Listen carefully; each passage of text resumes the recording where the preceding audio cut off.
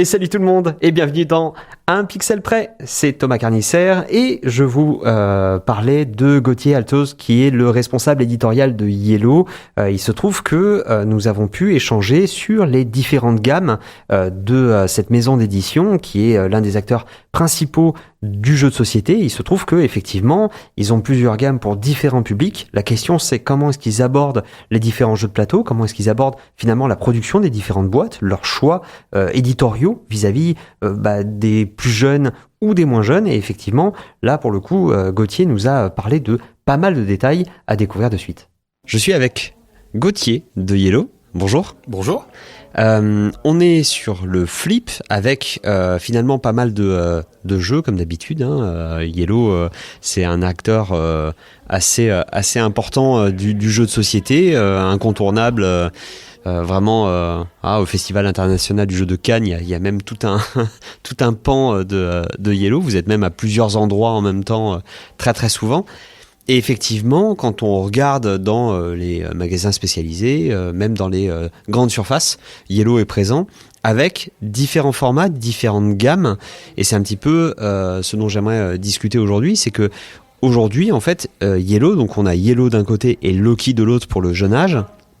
Yellow même a déjà plusieurs gammes en fait pour finalement différents types de publics. Ouais, c'est un choix qui a été porté par Yellow et en fait le choix est de se dire qu'actuellement il y a des consommateurs, on va dire passionnés, qui clairement n'auraient pas besoin de ces gammes parce que ils maîtrisent, ils connaissent, ils suivent l'information. Voilà, pour moi c'est un peu ce qu'on va appeler ce premier cercle de joueurs à qui c'est très facile de parler. Alors quand je dis parler, bien sûr, c'est indirectement, c'est par médias interposés, mais c'est très facile de leur parler parce que c'est des gens qui sont en recherche d'informations et qui maîtrisent le jeu. À côté de ça, c'est développé une énorme masse de sympathisants du jeu de société. C'est des gens qui souvent ne savent pas à quoi ils jouent. Quand je dis ne savent pas, c'est ils connaissent le titre du jeu, mais ils connaissent pas l'auteur, ils connaissent pas l'éditeur, ils connaissent pas les noms de mécaniques, voilà, mais ils aiment jouer. Et pour moi, c'est la majorité du marché. Actuellement, c'est ces gens qui aiment jouer. Et ces gens qui aiment jouer, quand ils rentrent en boutique de jeu, et par boutique de jeu, sans les classer, il y a des boutiques avec plus ou moins de qualité dans ce que je vais appeler boutique de jeu, c'est-à-dire que si tu vas chez ce qu'on aime appeler les ludicaires, là tu vas avoir droit à un vrai bon conseil de gens qui connaissent, etc. Quand tu vas typiquement dans un espace culturel Leclerc, si tu as un peu de chance, tu tombes sur un vendeur qui aime beaucoup les jeux. Sinon, c'est plus un vendeur qui, c'est la centrale d'achat qui a un peu décidé que c'est tel ou tel jeu et qui sera peut-être pas forcément bien expliqué la différence entre ce jeu et ce jeu. L'idée d'avoir des gammes, c'est clairement pour aider le consommateur. Par exemple, la gamme cartes, tu sais que tu vas acheter un jeu de cartes. Ça semble bête à dire, mais il y a beaucoup de jeux où parfois tu sais pas si tu achètes un jeu de cartes ou quoi que ce soit. Et comme en plus la richesse des mécaniques fait qu'un jeu qui comporte du matériel carte ne sera peut-être pas forcément utilisé comme un jeu de cartes, là tu peux très vite perdre ton consommateur. Donc l'idée de créer des gammes, c'est un petit peu ça. Il y a aussi l'idée qu'une gamme, ça permet à un jeu phare de donner de la lumière à des jeux qui en ont un petit peu moins. Là, on est dans des stratégies marketing, mais ça fait quand même partie de choses qui sont importantes. Si on prend l'exemple de la gamme mini, par exemple, chez Yellow, on essaye de l'entretenir avec 2, parfois 3 jeux qui peuvent sortir par an dans cette gamme mini. On sait bien qu'actuellement, ils se valent pas tous en termes de vente. Au début, on y croit pareil, mais on est forcé de constater que la réception est pas la même pour tous les jeux. Et en fait, si on prend ceux qui se vendent le mieux dans cette gamme, que ce soit Time Bomb ou Shoten Toten, sont en fait des marqueurs. C'est-à-dire que tu as acheté Time Bomb, il est dans ce petit format. Tout d'un coup, tu rentres dans ta boutique de jeux, tu vois qu'il y a un nouveau jeu dans ce petit format, ça peut susciter ta curiosité parce que tu as bien aimé Time Bomb. Donc en fait, ces jeux aident aussi à vendre les jeux d'après. Et si ça permet de les diffuser et qu'en plus les gens les aiment bien, tant mieux, on va pas se plaindre. Donc il y a ces choix qui sont faits sur les gammes qui sont importants. Il y a les jeux experts aussi qui vont permettre clairement de dire aux gens attention, là vous attaquez à un gros jeu. Et encore, les jeux experts de Yellow, il y en a beaucoup qui diront que c'est pas des vrais jeux experts, mais ça je vais laisser les spécialistes du débat en débattre pendant des heures. Mais en tout cas, c'est une indication, c'est-à-dire qu'on en revient à la personne qu'on vise par ces indications. C'est pas la personne qui suit tous les médias ludiques et qui est au courant et qui sait que notre expert n'est pas un vrai expert. Par contre, une personne qui maîtrise pas le jeu, s'il prend, Château Blanc, qui est un des derniers qui est sorti et qui a bien fonctionné dans cette gamme expert, Château Blanc, même si pour des experts ça semble assez simple en termes de mécanique, pour des gens qui ont un peu moins l'habitude de jouer, la règle est pas extrêmement compliquée. Par contre, toutes les interactions entre les différentes actions qu'on va avoir dans le jeu, elles sont importantes et pour un joueur lambda, il est très vite perdu au début et il a l'impression de faire un score nul, il n'a pas l'impression de comprendre l'intérêt du jeu parce qu'il n'arrive pas à créer son petit moteur et surtout son anticipation entre les actions. Et ça, à l'air de rien, ça peut être un côté déceptif pour le joueur. Et là, on en revient à le jeu est bon, mais il parle pas au bon public. Et comme il parle pas au bon public, il se retrouve sanctionné d'une certaine façon. Je l'ai acheté, j'ai pas aimé, et donc je pourrais me dire, la gamme expert Yellow, j'en veux plus. Là, en fait, comme elle est estampillée expert, elle permet aussi de relativiser, de se dire, en même temps, j'ai acheté un jeu compliqué, donc si j'y arrive pas, c'est peut-être pas un hasard, il faut que je m'accroche. Donc ça permet aux joueurs de se situer et peut-être dans son évaluation de modérer sa critique par rapport à un ressenti. Et effectivement, là, aujourd'hui, tu parlais justement, entre guillemets, des têtes de pont sur les gammes. Il y a des jeux qui te demandent, en fait, plus d'attention, là, actuellement. Je pense que c'est pas tout à fait comme ça qu'il faut le définir, parce que c'est ce que je disais, à partir du moment où on signe un jeu, on n'essaye pas de se dire dans notre esprit, celui-là, il a un potentiel de 10 000, celui-là, il a un potentiel de 100 000. Alors, je vais pas dire que on fait pas un peu des écarts, parce que là, j'ai pris des écarts qui sont très importants. Il faut quand même savoir que la plupart des jeux qui sortent en France, juste pour resituer au niveau du public, le fait d'avoir un retirage est déjà bien. Il y a beaucoup de jeux, c'est un tirage et le constat est déjà posé que on sait que ce jeu, il a sa vie qui est terminée. Un deuxième tirage, c'est pas mal. Et si on va au-delà, c'est très bien, mais la durée de vie des jeux est très courte. Donc, oui, on va pas travailler tous les jeux exactement de la même manière, mais l'idée, c'est de leur donner de l'espace de visibilité. Et c'est ça qui est intéressant, c'est que en plus de ça, on va dire que la courbe de progression d'un jeu peut être très différente. Si on prend un exemple, on a sur la fin de l'année King of Tokyo Duel qui va sortir. Et là, on a qui vient de sortir, si on est clairement dans l'actualité, Pina Colada Dice.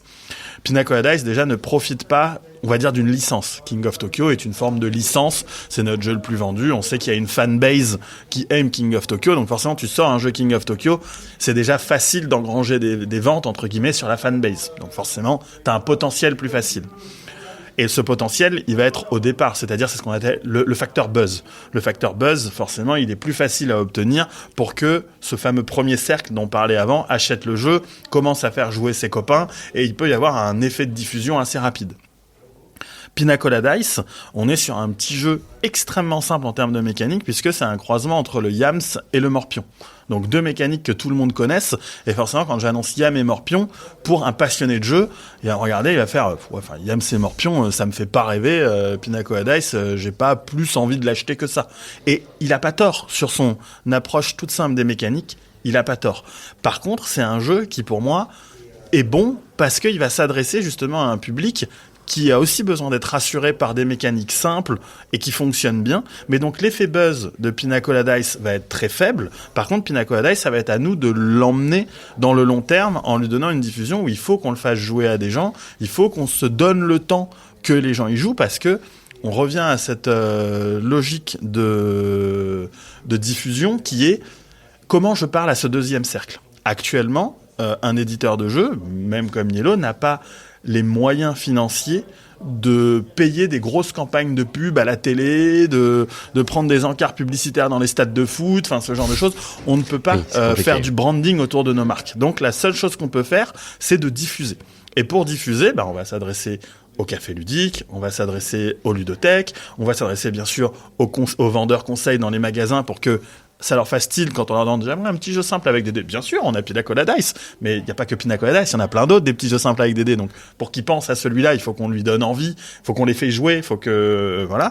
Et après, il y a aussi les festivals, où on va directement parler aux joueurs, et s'ils l'achètent sur la boutique du festival, c'est excellent, parce que ce même joueur qui est là sur le festival, le Flip est un exemple parfait de familles qui sont ici et qui n'y connaissent rien en jeu, mais qui sont émerveillés devant tous les jeux. Je joue à Pina Colada Dice, je vais à la boutique du Flip, j'achète mon Pina Colada Dice. Le week-end, je rentre chez moi, j'ai des amis qui passent, c'est l'apéro, on fait un Pina Colada Dice. Ces mêmes personnes font « Tu l'as acheté où ?»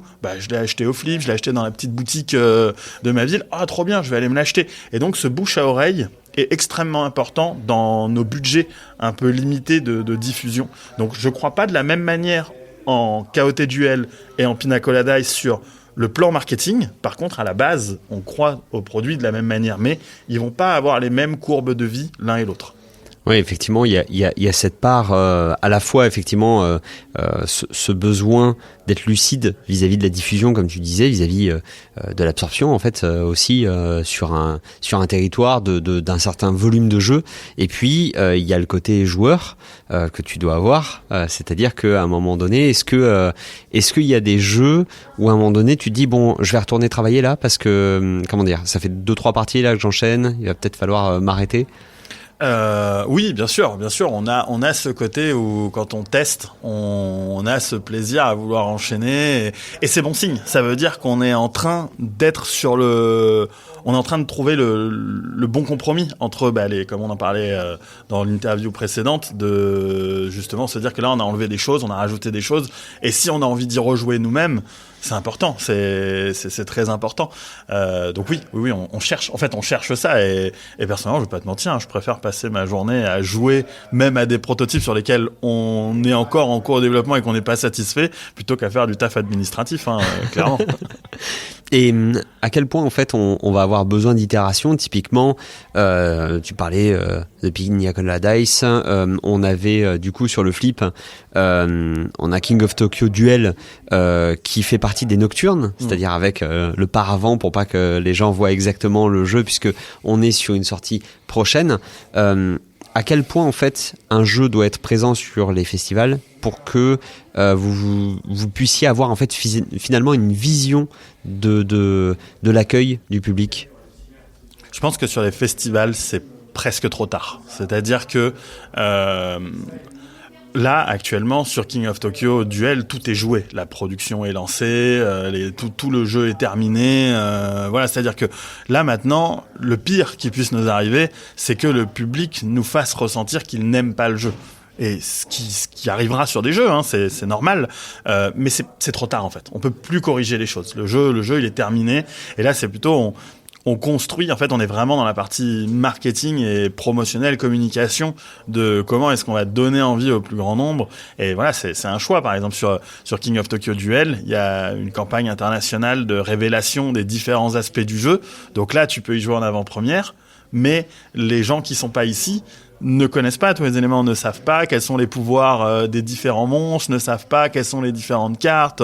Au début, d'ailleurs, pour beaucoup de gens, et on le lisait sur un peu les forums de Board Game Geek, donc Board Game Geek, c'est un peu l'endroit en anglais, forcément, qui est la bible du jeu de société. Et tout ce qui existe en jeu de société est présent sur Board Game Geek, et les gens s'amusaient à essayer de deviner les mécaniques, quelles allaient être les mécaniques de King of Tokyo Duel, parce que ils ont vu le plateau, ils ont vu qu'il y avait 2 pistes, il y a plus ce rond central où se positionne le monstre, donc il y a des changements mécaniques, et ça, tu joues avec cet engouement, avec cette curiosité, et c'est pour ça que le jeu, il apparaît petit à petit, par petites touches, pour créer de l'envie, pour créer de la curiosité, alors qu'à l'inverse, un Pina Colada Dice, il n'y a pas de curiosité à créer, les gens ne le connaissent pas, donc lui, au contraire, il faut qu'on le fasse jouer, et surtout, on en revient à ça, c'est-à-dire que le joueur, il n'est pas curieux de savoir quel est le twist du morpion ou du yams qu'on a proposé. Non, c'est un morpion, un yams, il n'y a pas de twist particulier. C'est juste agencé d'une certaine façon, c'est épuré, c'est propre mécaniquement.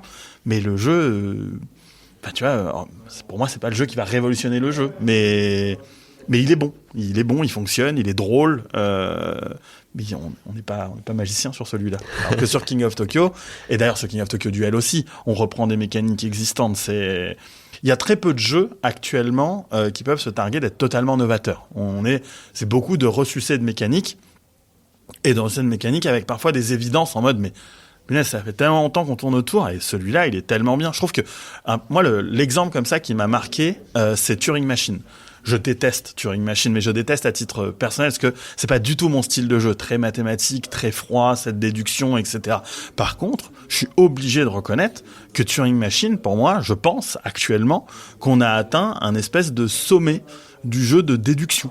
Ça fonctionne excellemment bien, c'est parfait, c'est épuré, on a gardé juste ce qu'on a envie de garder sur le fait de se poser des questions, de chercher, d'essayer de comprendre, d'anticiper plus vite que l'autre, de poser la bonne question. C'est royal. Enfin, le jeu, en termes d'édition, il est royal. Bravo à tous les auteurs et à Scorpion Masqué pour le travail qu'ils ont fait dessus. Et ça, c'est pourtant, si on prend le jeu, ils ont rien inventé.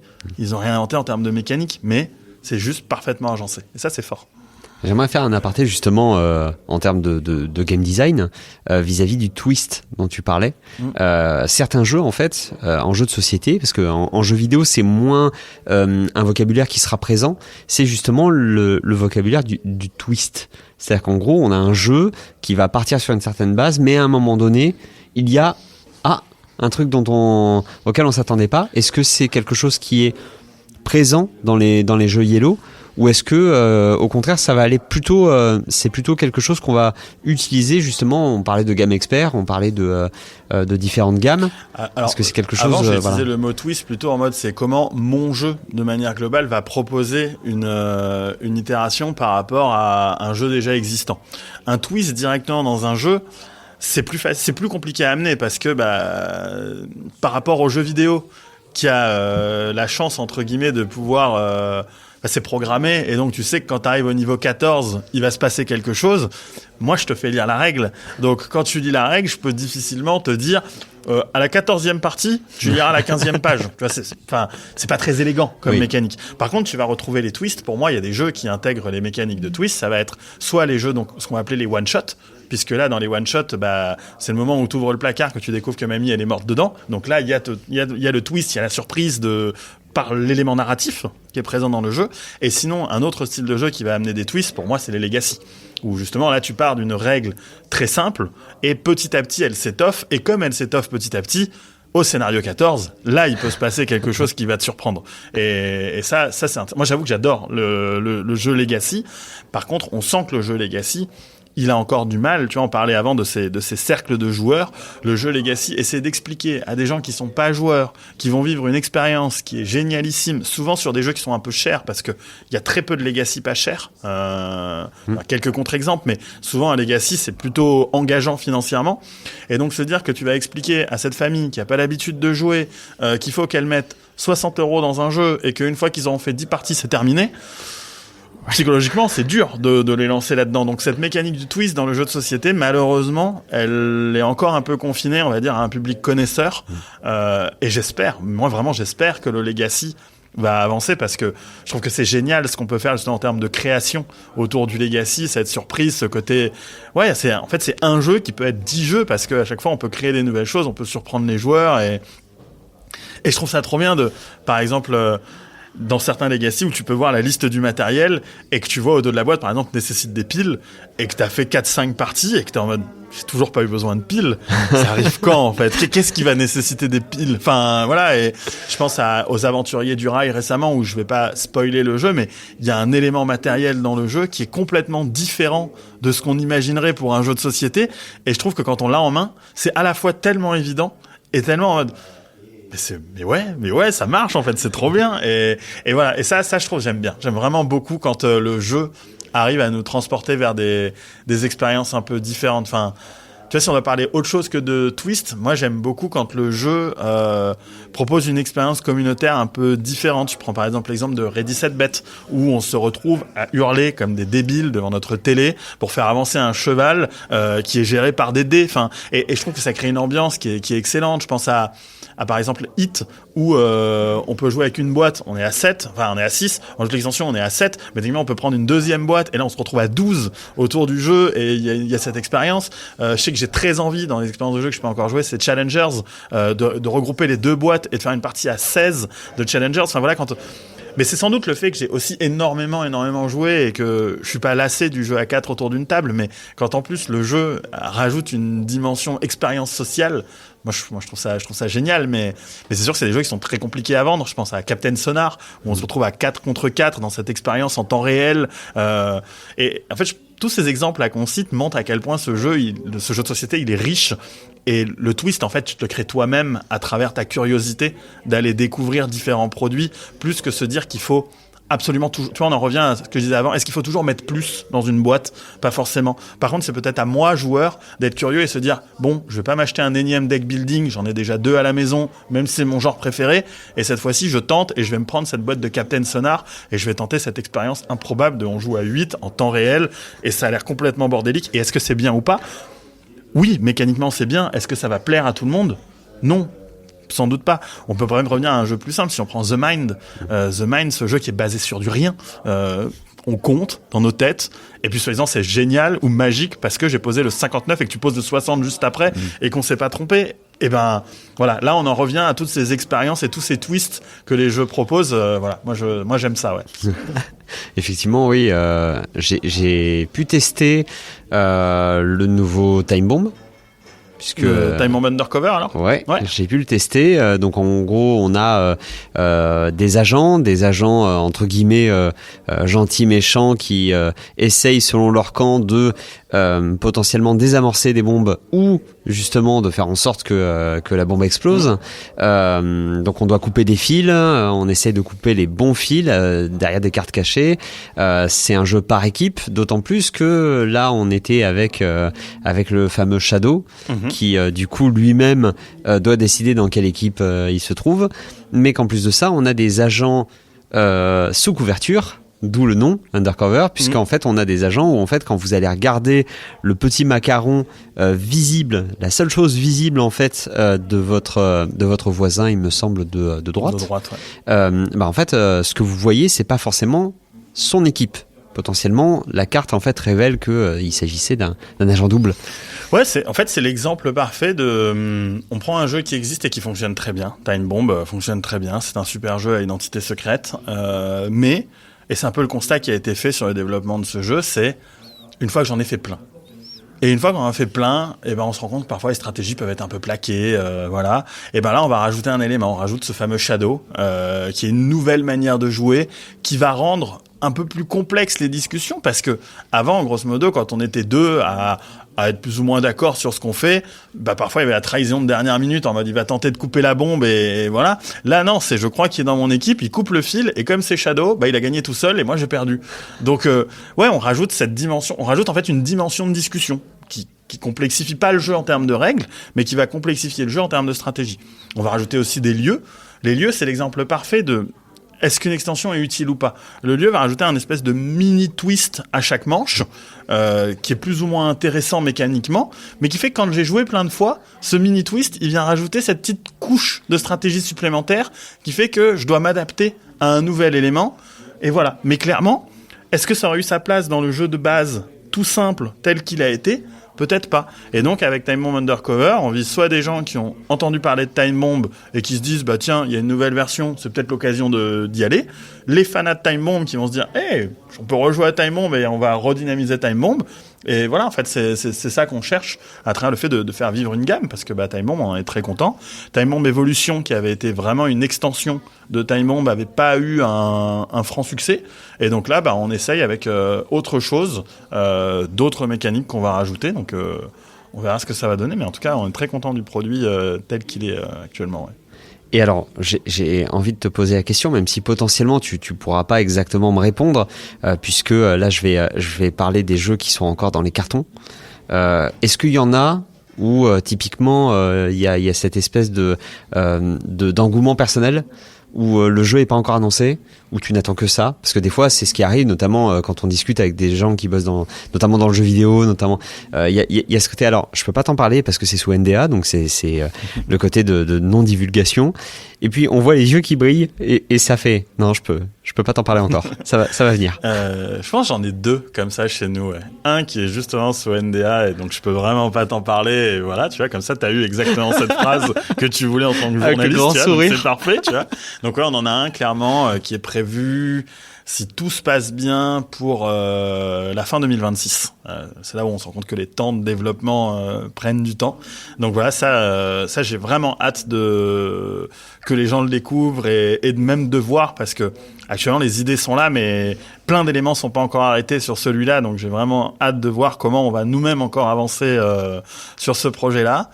Et ensuite on a un autre jeu qui, si tout se passe bien, déjà quand on annonce les jeux en termes de prod, on a du retard. Alors vous m'excuserez d'avance s'il y a du retard sur les jeux que j'annonce pour dans si longtemps. Un jeu qui sort normalement fin 2025, qui est un jeu à dimension narrative. Je dirais un mix entre une dimension narrative et une expérience un petit peu basée sur les unlocks. Par contre, il y aura pas d'application dans celui-là, et c'est construit autour des pièces de puzzle. Quand je l'ai découvert, ça m'a fait vraiment un gros effet waouh, en mode il y a vraiment quelque chose autour de celui-là. Actuellement, il s'appelle Puzzle Story en nom de travail chez nous. Ça s'oriente plutôt vers Connect Story. Voilà, donc parce que justement, en fait, on a envie de faire disparaître le mot puzzle parce qu'on ne va pas construire un puzzle. On utilise des pièces de puzzle, et donc connexion, qui est ce que font deux pièces de puzzle quand elles se connectent entre elles, semble plus juste pour éviter que les gens aient pas un a priori sur j'achète un puzzle. Non, tu n'achètes pas un puzzle. C'est des pièces de puzzle, mais tu n'achètes pas du tout un puzzle. Et ce jeu, ouais, j'y crois très très fort. C'est un jeu de Johan Servet, qui est l'auteur de Guilty, voilà, chez nous. Et ouais, ça, j'y crois très très fort, ouais, ce jeu. Ouais. Et justement, est-ce qu'il y a eu une évolution justement de la part de Yellow, de la part du marché d'une façon générale dans les jeux qui sont proposés? Est-ce que tu as senti depuis, parce que tu es en poste depuis 1 an et demi, mais avant ça, tu as une grande expérience en fait côté boutique en fait. Donc, est-ce que toi tu as senti justement un glissement En fait, le marché évolue tout le temps. Vraiment, alors c'est toute la difficulté. C'est justement ce qui est intéressant quand tu passes du côté boutique ou du côté éditeur. C'est quand t'es boutique, t'as l'impression que l'éditeur est toujours en retard, et quand t'es éditeur, tu dis punaise, est-ce que je vais être en avance? Et c'est là tout l'équilibre à trouver. Mais vraiment, le marché évolue vraiment beaucoup. Actuellement, il y a 2 évolutions notables du marché. C'est déjà les petits prix, parce qu'on est dans une situation économique qui fait que le pouvoir d'achat est un sujet important pour les Français. Donc là, mais c'est valable aussi d'ailleurs aussi sur le reste des marchés. Il y a beaucoup de petits jeux de manière globale sur l'ensemble des marchés mondiaux du jeu de société. Et l'autre très gros phénomène, c'est le JCC, le retour en force du jeu de cartes à collectionner, où il y a eu le phénomène Magic il y a un peu plus de 25 ans, où il y a un moment donné, il y avait presque plus de jeux de société, c'est-à-dire qu'il y avait que du Magic, les boutiques vendaient que du Magic, faisaient que du Magic, et le jeu de société était dans un petit coin de boutique. Alors déjà, en plus, dans un marché qui n'était pas du tout celui qu'il est actuellement, mais actuellement, on sent ce retour, c'est-à-dire que quand on regarde les chiffres, on voit une progression du marché du jeu, mais on voit beaucoup d'éditeurs en difficulté aussi. Et les éditeurs en difficulté, en fait, c'est un peu c'est l'arbre qui cache la forêt, en fait, le jeu de cartes à collectionner. Le jeu de cartes à collectionner, c'est un investissement fort. Ça ne se fait pas du jour au lendemain en se disant tiens, il y en a 3 qui viennent de sortir, je vais sortir le mien l'an prochain. Donc c'est vraiment cette notion de je suis dans un train de retard.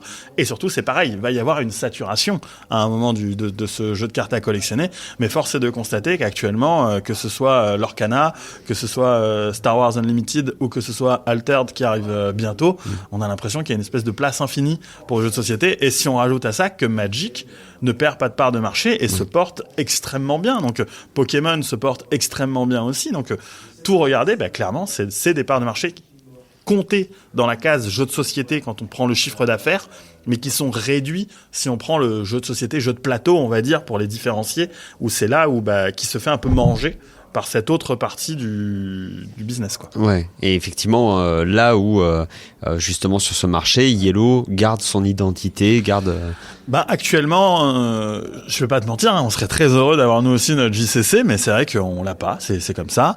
On travaille sur un jeu qui ne sera pas un JCC parce que tu vois, on parle de ce fameux train de retard d'avance. Pour moi, le constat est qu'on est en retard. On n'arrivera plus à sortir un JCC dans cette hype des JCC actuels. Par contre, on travaille sur un produit qui intégrera potentiellement des aspects de collection, des aspects de temporaire. Enfin, voilà, en fait, qu'est-ce que c'est un JCC? C'est à la fois de la collection, pour ceux qui sont fans, et voilà, et c'est aussi une vitesse de jeu importante, c'est-à-dire que tous les 3 mois t'as une nouvelle sortie, tous les 3 mois t'as une nouvelle mécanique qui vient perturber tes habitudes de jeu, et il faut que tu achètes des nouvelles cartes, il faut que tu t'habitues à ça. Et on essaye de travailler sur un jeu qui va proposer ce côté un peu, ce renouvellement, sans être de la collection, mais qui va t'inciter à revenir vers le jeu, à avoir envie d'acheter des nouveaux éléments pour ton jeu. Voilà, donc tu vois, on twist un peu le modèle du jeu à collectionner pour essayer de proposer autre chose. Et ça, si tout se passe bien, c'est pareil, ça devrait être fin 2025, début 2026. Il y a encore beaucoup de boulot. On se laisse le temps. On se laisse le temps, c'est important aussi. Bon, bah, il y aura pas mal d'occasions du coup d'en rediscuter avec grand plaisir. Ouais, merci beaucoup, Gauthier. Merci à toi. Et puis à très bientôt. À bientôt. Donc effectivement, un bel entretien avec Gauthier qui nous a permis de découvrir les dessous de l'édition chez Yellow et en même temps comment est-ce que eux voyaient finalement le jeu de société et le travail avec les auteurs et les autrices et le rapport au public en fait, puisque effectivement, comme on l'a découvert, les jeux sont pas du tout faits de la même façon selon un différent public. En tout cas, j'espère que ça vous a plu. On se retrouve dès demain pour de nouveaux épisodes.